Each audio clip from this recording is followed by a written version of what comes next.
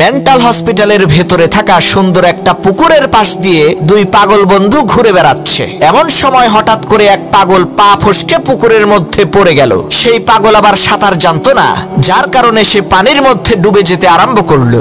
নিজের বন্ধুকে ডুবে যেতে দেখে দ্বিতীয় পাগল সাথে সাথে পানির মধ্যে ঝাঁপ দিয়ে অনেক কষ্ট করে ডুবে যাওয়া পাগল বন্ধুকে উদ্ধার করলো। এই খবর যখন মেন্টাল হসপিটালের কর্তৃপক্ষের কাছে পৌঁছালো, তখন তারা আশ্চর্য হয়ে বলতে লাগলো, আরে এই পাগল তো একেবারে সুস্থ হয়ে গেছে। তাকে চিরতরে পাগলাগারদ থেকে মুক্ত করে দেওয়ার জন্য কর্তৃপক্ষের লোকজন তাকে ডেকে এনে বলতে লাগলো, ভাই তোমার জন্য একটা সুসংবাদ আছে আর একটা দুঃসংবাদ আছে। সুসংবাদটা হচ্ছে এই, তোমাকে আজকে চিরতরে পাগলাগারদ থেকে মুক্ত করে দেয়া হবে, কারণ তুমি তোমার বন্ধুর জান বাঁচানোর জন্য যা করছো এ থেকে প্রমাণ হয় তুমি একেবারে সুস্থ স্বাভাবিক, তোমার মাথায় কোনো সমস্যা নাই। আর দুঃসংবাদটা হলো এই, তোমার বন্ধুকে তুমি পানি থেকে উদ্ধার করার কিছুক্ষণ পরেই সে ফাঁসি নিয়ে আত্মহত্যা করেছে, সে আর এই দুনিয়াতে বেঁচে নেই। তখন সেই পাগল বলল, আরে ও আত্মহত্যা করতে যাবে কেন?